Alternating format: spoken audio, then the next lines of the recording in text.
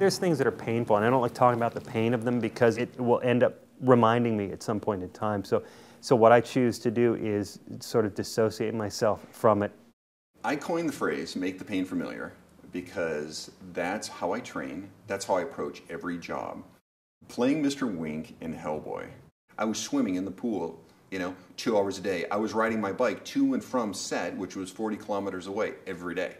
I was walking around with the weight vest on, the Wink boots on, with the Wink head on, and a towel wrapped around that with it soaking wet. So I would have to pull oxygen in through that wet towel so that my lungs would get stronger. The thing is that my muscles are so used to feeling that pain. I know that I have the mental strength because of the physical training that I've done that I can get through the rest of the day and through the rest of the shoot.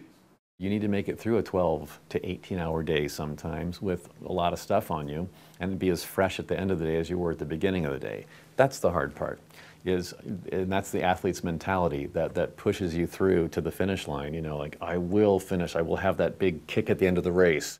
I always know that dog is very pliable and resistant to torture. He never complains, although he bleeds and cries. So those are the silent signals.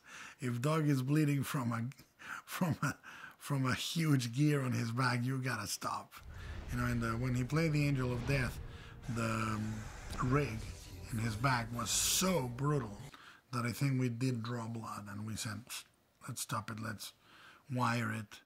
With Nakajima, he was playing Varan in the 1958 movie, and the scene required for him to walk over this truck, and they blew it up underneath him.